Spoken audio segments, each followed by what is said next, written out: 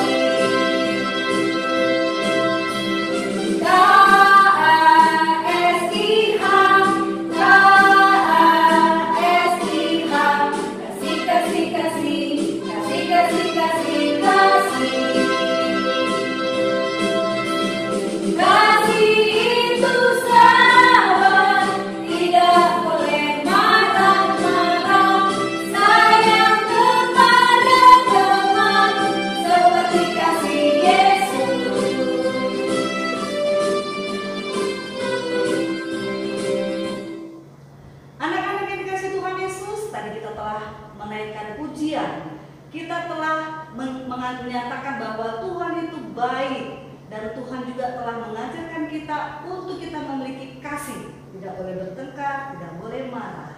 Tiba saatnya kita akan mendengarkan firman Tuhan. Kita angkatkan pujian, ku ingin mendengar cerita-Mu Tuhan.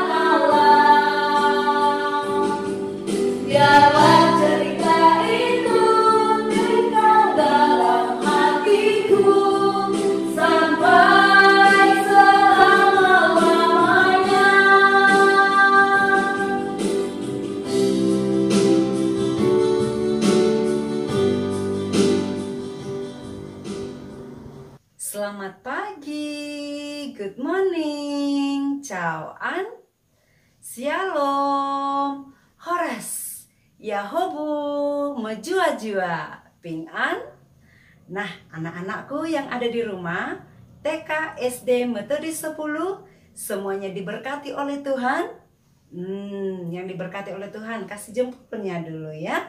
Kita kasih jempol kita, tandanya kita diberkati oleh Tuhan.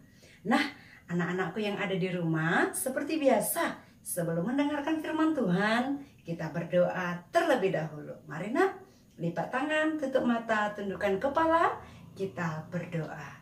Ikuti contoh berdoa ya. Yuk kita berdoa. Selamat pagi Tuhan Yesus. kami bersyukur karena Tuhan memberkati kami hingga saat ini. Tuhan, kami akan mendengarkan firman Tuhan. Tolong kami ya, agar mengerti akan firman-Mu. Dalam nama Tuhan Yesus, kami berdoa dan mengucap syukur. Amin. Nah, anak-anakku yang ada di rumah, berhubungan dengan lagu yang kedua tadi. Apa ya lagu yang kedua tadi? K-A-S-I-H. Kasih itu sabar. Kasih itu sabar. Tidak suka marah-marah. Nah, demikianlah tema kita hari ini, yaitu padamkan amarahmu. Mengapa sih kita disuruh untuk memadamkan amarah? Kenapa sih kita dilarang untuk tidak marah-marah? Emangnya kalau marah itu kenapa? Coba anak-anak pikirkan. Marah itu apa ya yang terjadi kalau kita marah? Benar. Kalau kita marah, pasti yang terjadi satu, kebencian. Yang kedua, pertengkaran. Yang ketiga, permusuhan. Yang keempat, dendam. Yang kelima, kejahatan. Itu yang terjadi kalau kita marah. Seperti yang ada di dalam kitab Yakobus 1 ayat yang ke-20 berkata, amarah manusia tidak mengerjakan kebenaran di hadapan Allah. Contoh ulangnya, amarah manusia tidak mengerjakan kebenaran di hadapan Allah. Lalu, bagaimana anak-anak TK SD Metodis supaya dapat mengerjakan kebenaran di hadapan Allah? Ini contoh punya cerita. Dengarkan baik-baik ya. Nah, anak-anakku, ada seorang yang bernama Jojo. Jojo ini sangat suka memancing di kali. Ayo, siapa anak-anak juga yang suka memancing? Ada? Wah, bagus dong memiliki persamaan dengan si Jojo. Nah, suatu ketika di hari yang cerah, si Jojo ini membawa peralatan pancingannya. Dia hendak memancing ke kali dan berharap dia mendapat ikan dan akan dimasak dengan enak. Nah, ketika dia memancing, ada satu orang yang bernama Ria. Si Ria ini juga temannya si Jojo.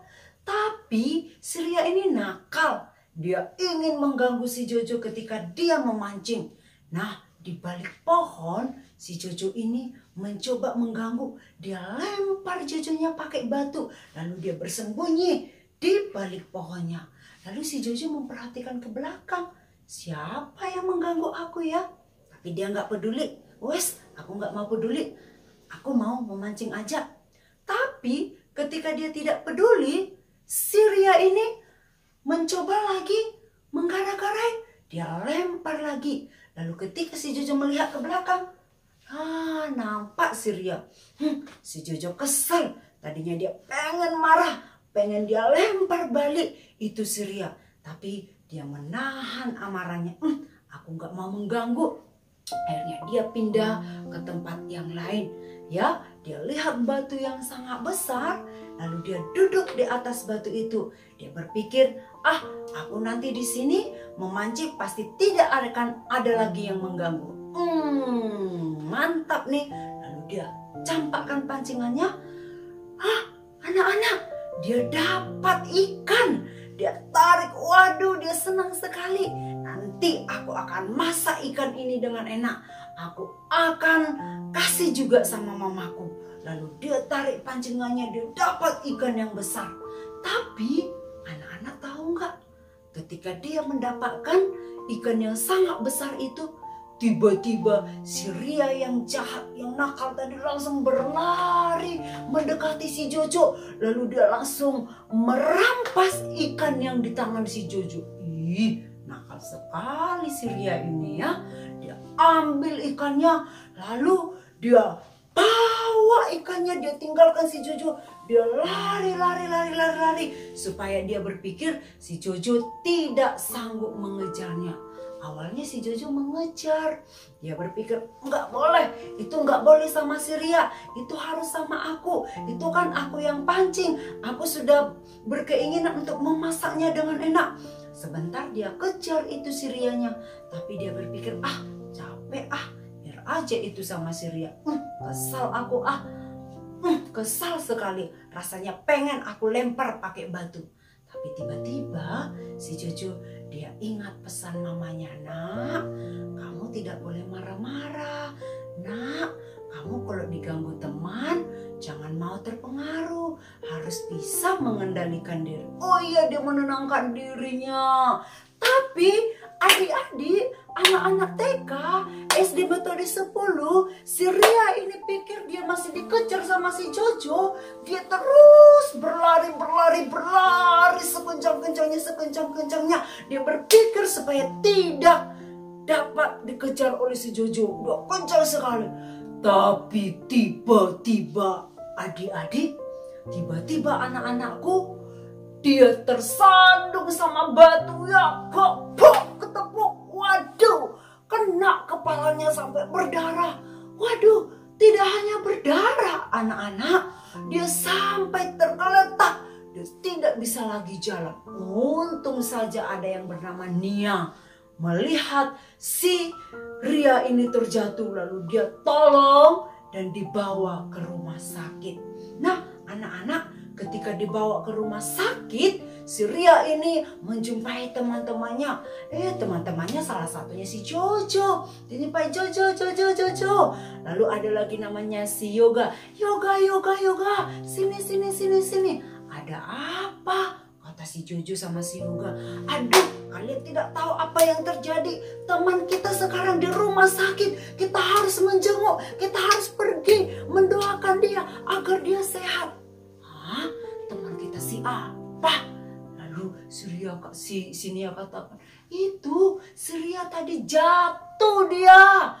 Jatuh sambil pegang ikan. Si Jojo katakan, itu akibat dosa dia. Hah? Akibat dosa dia? Kenapa rupanya? Kata si Nia. Tadi dia telah mencuri ikanku dan dia berlari meninggalkan aku. Dia pikir aku kejar dia, tapi aku nggak mau, aku ikhlaskan. Biar aja dia mampus di rumah sakit, kata si Jojo di dalam hatinya. Ya, tapi dia belum ungkapkan sama si Nianya. Tapi tiba-tiba dia ingat lagi pesan mamanya. Dia ingat lagi pesan guru sekolah minggunya.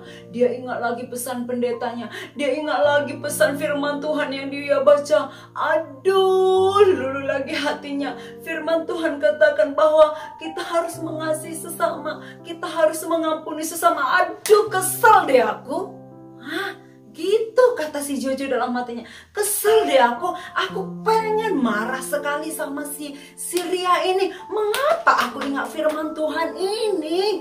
Aduh, lalu dia lulu hatinya. Tuhan, ampuni aku. Aku harus melakukan firman-Mu, yaitu mengampuni si Ria. Oke, dia katakan sama si Nia. Baiklah, ayo kita pergi ke rumah sakit. Aku akan menunjukkan caraku untuk membalas kejahatan yang dia buat. Hah? Cara apa? Kata si Yoga. Lihatlah, akan kutunjukkan supaya dia menyesal dengan perbuatannya. Lalu anak-anak, mereka pergi ke rumah sakit. Bukan hanya pergi begitu saja. Mereka beli buah, mereka beli roti, mereka bawa ke rumah sakit. Nah, ketika mereka masuk ke rumah sakit, si Jojo buka pintunya. Hah, si Rianya tiba-tiba terkejut. Dia ketakutan, mampus aku. Sudah kepalaku terbentur. Datang lagi si Jojo menuntut ikannya. Aduh, mampuslah aku. Lalu si Rianya berkata kepada si Jojo, Jojo, tolong Jojo jangan balas dendam. Tolong Jojo jangan balas dendam. Tolong Jojo maafkan aku. Lalu si Jojo katakan, hei, kamu Ria, kamu pikir aku orang jahat? Aku datang ke sini bukan balas dendam. Aku datang ke sini untuk mendoakan kamu agar kamu cepat sehat dan mendoakan kamu agar kamu bertobat, tidak lagi mengulang kesalahan yang pernah kamu lakukan. Bagaimana caraku membalas kejahatan yang kamu buat? Lalu Surya kata, iya aku kalah. Kamu sudah membalas kejahatanku dengan kebaikan. Maafkan aku, terima kasih ya cucu ya. Lalu si cucu katakan, tidak apa-apa. Aku mengingat firman Tuhan. Aku juga mengingat pesan mamaku. Aku juga mengingat pesan guru sekolah mingguku. Kalau kita itu harus saling mengasihi dan mengampuni. Dan kalau kita marah, tidak boleh marah sampai matahari terbenam. Kita harus memedamkan amarah yang ada di dalam hati. Kalau aku tidak padamkan amarah di hatiku, kita kan bisa jadi bermusuhan. Kita kan bisa jadi benci-bencian. Kita kan bisa jadi bertengkar dan berkelahi. Nah, aku menasehatkan kamu Ria, mulai dari sekarang jangan lakukan perbuatanmu itu. Dan juga kita harus dapat menguasai diri. Nah, begitulah ceritanya anak-anak. Sehingga pada akhirnya mereka berdoa bersama-sama dan mereka bersahabat. Tidak ada pertengkaran, tidak ada perkelahian, tetapi yang ada tetap persaudaraan yang rukun. Nah, anak-anak Tuhan, anak TK, SD, metode 10 Belawan, kita mau belajar dari firman Tuhan hari ini. Memang kadang kita kesal sekali. Contoh juga kadang-kadang kesal sekali melihat orang-orang jahat, orang-orang yang menjahati. Contoh kesal, pengen rasanya aku remes-remes, aku pukul, aku injek-injek. Pengen rasanya aku tokok kepalanya. Tapi anak-anak, ketika kita marah, ketika kita memiliki amarah yang besar, itu tidak mengerjakan kebenaran di hadapan Allah. Oleh sebab itu, sekarang dari sejak dini, anak-anakku harus belajar untuk mengendalikan diri, untuk menguasai diri. Apa nggak boleh banget marah? Boleh anak-anakku. Contoh tidak melarang marah, ya. Marah itu wajar, tapi jangan marah-marah. Beda anak-anak. Marah itu bisa, tapi jangan marah-marah. Marah ketika dalam keadaan tepat, tapi jangan marah-marah. Tetap kendalikan emosinya, kendalikan diri, karena amarah tidak mendatangkan kebaikan bagi kita. Anak-anak, kalau kita marah, otak kita ini pun jadi tidak enak. Kita bisa sakit loh anak-anak. Siapa mau sakit karena marah? Contoh udah pernah sakit karena memendam marah. Memendam di sini, contoh jadi sakit. Tapi contoh belajar, contoh tidak mau sakit, contoh mau sehat. Karena kata firman Tuhan, hati yang gembira adalah obat. Oke anak-anak, sekarang anak-anak, kalau ada musuh, kalau ada yang menggara-garai kamu, maafkan ya nak. Oke, kamu harus mengendalikan amarahmu. Kakak beradik, no, tidak boleh saling berkelahi, berantem. Harus saling mengasihi. Juga kepada teman di sekeliling rumah, tetangga, dan lain-lain. Yang kedua anak-anakku adalah jangan meniru sikap si Ria yang suka membuat orang kesal, yang suka membuat orang marah. Tidak boleh.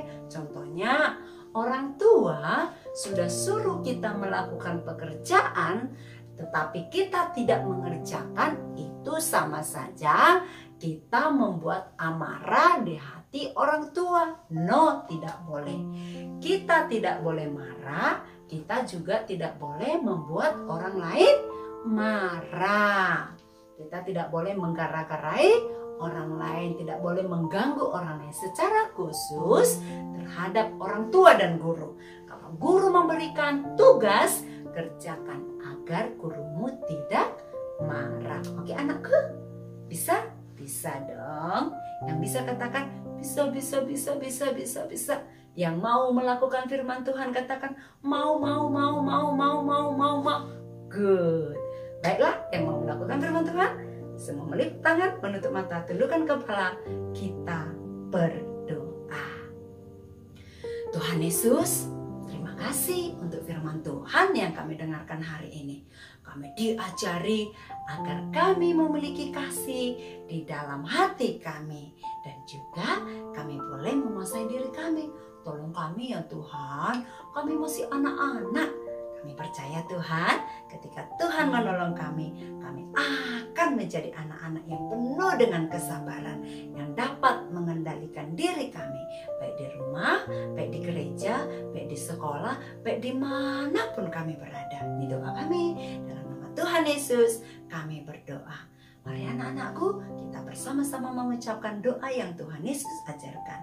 Bapa kami yang di surga, dikuduskanlah namamu, datanglah kerajaanmu, jadilah kehendakmu di bumi seperti di surga. Berikanlah kami pada hari ini makanan kami yang secukupnya, dan ampunilah kami akan kesalahan kami, seperti kami juga mengampuni orang yang bersalah kepada kami. Dan janganlah membawa kami ke dalam pencobaan, tetapi lepaskanlah kami daripada yang jahat. Karena Engkau yang punya kerajaan dan kuasa dan kemuliaan sampai selama-lamanya. Amin. Sampai ketemu dalam ibadah selanjutnya. Tuhan Yesus memberkati. Bye-bye.